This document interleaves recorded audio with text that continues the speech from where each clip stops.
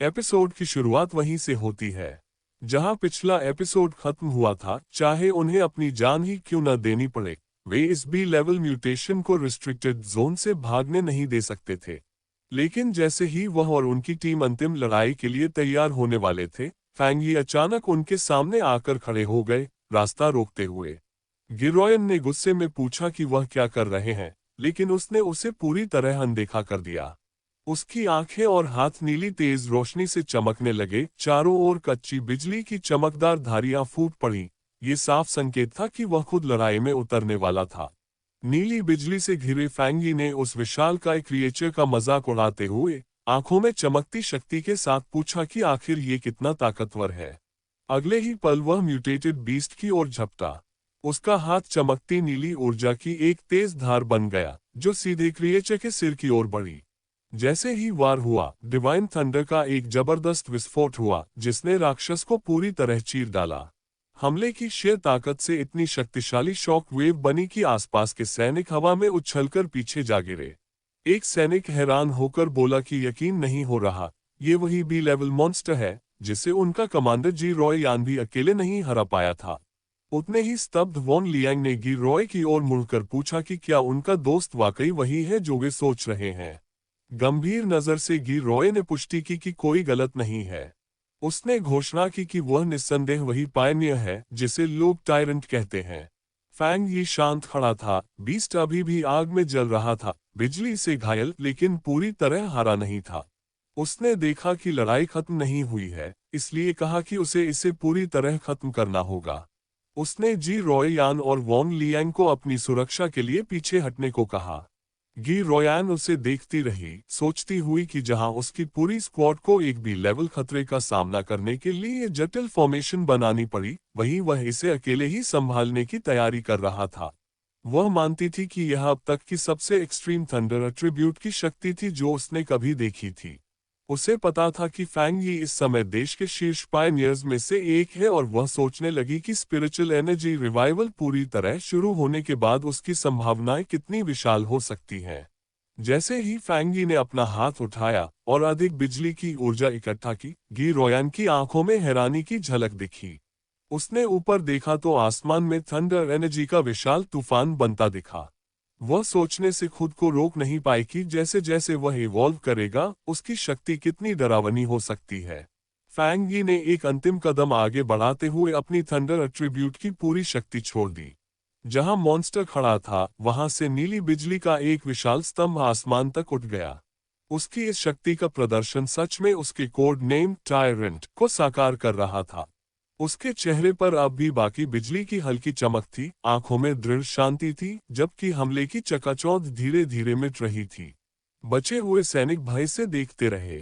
एक ने दूसरे से कहा कि इस दृश्य ने उसका पूरा शरीर हिला दिया। क्रिएचर की करोसिव डार्क पावर तो वह सह सकता था, लेकिन थंडर की शुद्ध विनाशक शक्ति एक अलग ही स्तर पर थी। जैसे ही धूल बैठी, फैंग यी ने सहजता से अपने दोस्त की ओर थम्स अप करते हुए कहा कि खतरा खत्म हो गया। वॉन लियांग भागते हुए आया, चिल्लाते हुए बोला कि फैंग यी ने उसे डर से मार ही डाला था। खुश होकर उसने हंसते हुए अपने दोस्त के कंधे पर हल्का मुक्का मारा और बोला कि उसने कभी नहीं सोचा था कि उसका पुराना यार इतना ताकतवर होगा। फिर माहौल थोड़ा बदल गया। वॉन लियांग ने माफी मांगी, मानते हुए कि उसे शक था कि फैंग यी एक पायनियर है, लेकिन उसे आदेशों का पालन करना था। फैंग यी ने मुस्कुराकर बात टाल दी, कहा कि 3 साल बाद इतनी औपचारिकता क्यों, वह समझता है। उनकी बातचीत जी रोयान के आने से रुक गई। उसने औपचारिक रूप से फैंग यी का धन्यवाद किया और सम्मान के तौर पर अपना हाथ बढ़ाया। हल्की मुस्कान के साथ फैंग यी ने उसका धन्यवाद स्वीकार किया और बोला कि कोई दिक्कत नहीं, उसने तो बस अपने दोस्त को बचाने के लिए ये सब किया। इसके बाद जी रोयान ने अपना परिचय दिया कि वह फॉरबिडन एरिया 019 की वार्डन है। उसने समझाया कि चूंकि फैंग यी ने पूरे बेस को बचाया है, उसे एक प्रॉपर रिपोर्ट बनानी होगी, और पूछा कि क्या वह अपना कॉन्टैक्ट छोड़ देगा। फैंग यी ने बिना हिचक सहमति दे दी। साइड में खड़ा वॉन लियांग हैरानी से देख रहा था कि उसकी सख्त कमांडिंग ऑफिसर उसके बचपन के दोस्त से इतनी इज्जत से पेश आ रही है। फॉर्मेलिटीज पूरी होने के बाद जी रोयान ने सीधे और गंभीरता से प्रस्ताव दिया। उसने कहा कि फैंगी की ताकत सेना के कई स्पेशल पायनियर्स से भी ज्यादा है और उसने उसे औपचारिक रूप से सेना में शामिल होने का निमंत्रण दिया। लेकिन उसने ये भी माना कि सिर्फ एक बेस वार्डन की ओर से निमंत्रण शायद उसे मनाने के लिए काफी नहीं होगा। अंदर ही अंदर वह अब भी उसके शक्ति के पैमाने को समझने की कोशिश कर रही थी। सबसे चौंकाने वाली बात यह थी कि फैंगी भी उसकी तरह 3 star ghost x realm cultivator था, लेकिन उसकी शक्ति उस रेल्म की ज्ञात सीमाओं से कहीं आगे पहुंच चुकी थी, उसे एक अविश्वसनीय शक्ति का मॉन्स्टर बना रही थी। फैंगी ने शांत स्वर में जी रोयान से पूछा कि क्या वह सच में मानती है कि वह उसे आमंत्रित करने के योग्य नहीं। अपने वरिष्ठ अधिकारियों के आदेश का बोझ लिए उसने पुष्टि की कि वह सही है। उसने बताया कि उसे शामिल करने का आदेश हाईकमान से आया था और यकीन है कि वे भविष्य में उसे व्यक्तिगत रूप से आमंत्रित करने आएंगे। फैंगी हल्के से हंसा, बोला कि इतनी औपचारिकता की जरूरत नहीं। उसने हाथ अपने सीने पर रखकर कहा कि वह उनका सम्मान करता है। उसने स्वीकारा कि सभी के पास दूसरों के लिए अपनी जान देने का साहस नहीं होता और माना कि उसने कभी सैनिकों को असली लड़ाई में नहीं देखा था। जो उसने अभी देखा उसने उससे गहराई से प्रभावित किया। उसकी सच्चाई से प्रभावित होकर गी रोयान ने धीरे से धन्यवाद कहा। तभी फैंगी ने खुद एक प्रस्ताव दिया। उसने कहा कि अगर कभी भविष्य में उन्हें किसी मुसीबत का सामना करना पड़े तो वे उससे मदद मांग सकते हैं, जैसे वे हमेशा आम लोगों के लिए करते आए हैं।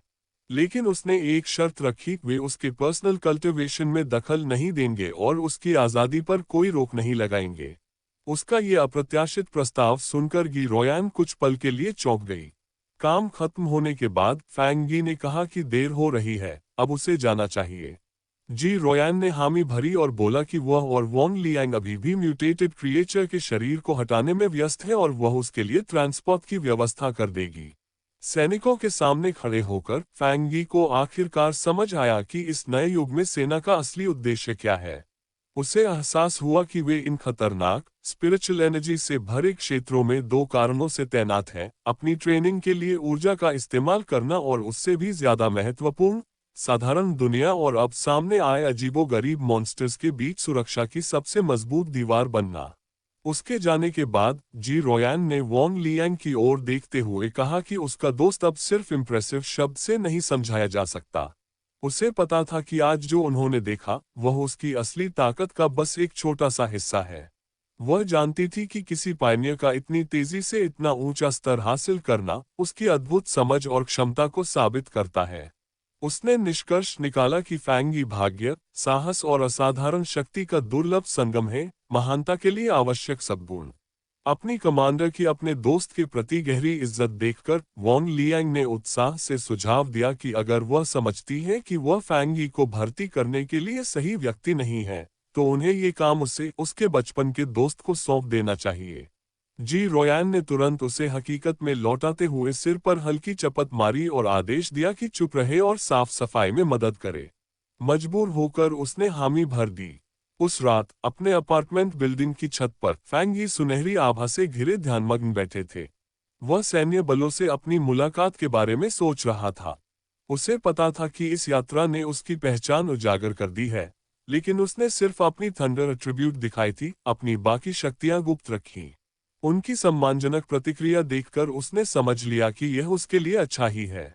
उसे अब समझ आ गया था कि उसकी दुर्लभ थंडर एट्रीब्यूट इन डार्क मॉन्स्टर्स का परफेक्ट काउंटर है, जिससे वह सेना के लिए बेहद कीमती साबित होता है। उसे यकीन था कि वे उसे भर्ती करने की कोशिश करेंगे, उसे धमकाएंगे नहीं।